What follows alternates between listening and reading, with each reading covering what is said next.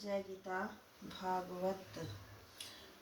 जब उस गजेंद्र की हथनियाँ तथा बच्चों ने देखा कि एक बलवान ग्राहक गजेंद्र को खींच लिए जा रहे, तब वे घबराकर चिड़चिड़ाने लगे और उसको बचाने का प्रयत्न करने लगे, किंतु वे भी असमर्थ रहे। गजेंद्र अपनी पूरी शक्ति से ग्राह से युद्ध कर रहे थे। कभी ग्राह जल से गजेंद्र को खींच ले जाता तो कभी गजेंद्र ग्राह को बाहर खींच ले लेता था। उन्हें लड़ते पूरे 1000 वर्ष व्यतीत हो गए। अंत में लड़ते लड़ते गजेंद्र की शक्ति क्षीण हो गई और उसका शरीर शिथिल हो गया, किंतु ग्राह की शक्ति जल में रहने के कारण और भी अधिक बढ़ गई।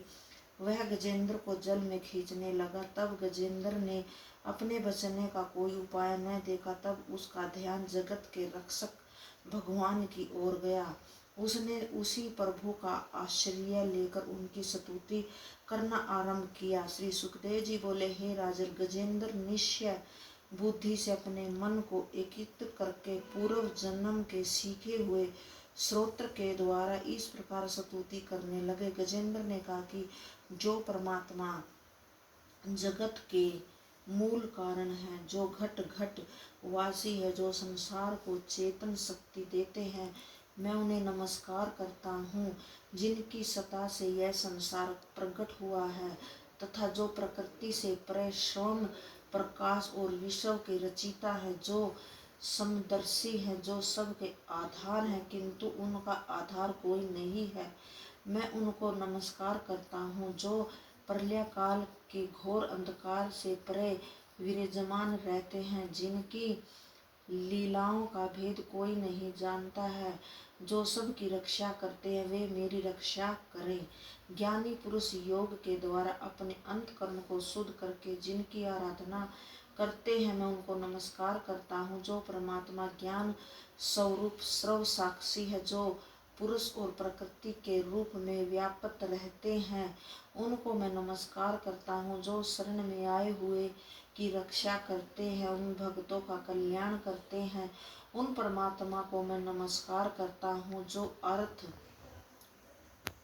धर्म काम क्रोध मोक्ष को देने वाले हैं, जो अपने भक्तों की सदा रक्षा करते हैं, जो अविनाशी सर्वशक्तिमान तथा व्यक्त हैं, उन आदि पुरुष परम ब्रह्मा की मैं स्तुति करता हूँ, जिनकी माया में ब्रह्मा आदि देवता मोहित रहते हैं, जो भगवान न देवता है, न असुर है, न मनुष्य है, न पशु पक्षी है, न पुरुष है, न स्त्री, वे गुण कर्म कार्य कारण रहित हैं, वे मेरे उद्धार के लिए प्रकट हो। मैं अपनी रक्षा के लिए उनका आह्वान नहीं करता हूँ, किंतु इस अंधकार के आवरण को हटाने के लिए मैं उनका स्मरण करता हूँ। मैं अजन्मा विश्व के रचिता ब्रह्मा को नमस्कार करता हूँ। श्री सुखदेव जी बोले, हे राजन, जब गजेंद्र ने इस प्रकार भगवान की स्तुति की, तब सर्वदेवमय भगवान हरि तत्काल वहां प्रकट हुए। गजेंद्र की स्तुति सुनकर गरुड़ पर सवार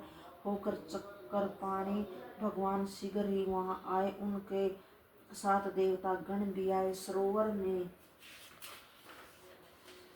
महाशक्तिशाली ग्राह ने गजेंद्र को पकड़ रखा था। जब गजेंद्र ने देखा कि चक्रधारी भगवान श्री हरि गरुड़ पर सवार होकर आकाश से आ रहे हैं, तब उसने अपनी सूंड में कमल का एक अति सुंदर पुष्प लेकर ऊपर उठाया और बड़े कातर स्वर में बोला, नारायण जगत गुरु परमात्मा, आपको मेरा नमस्कार है। जब भगवान ने गजेंद्र की असहनीय पीड़ा को देखा, तब वे शीघ्र ही गरुड़ से नीचे कूद पड़े और वे सरोवर में से गजेंद्र तथा ग्राह दोनों को एक साथ कमल पुष्प के समान उठाकर बाहर ले आया।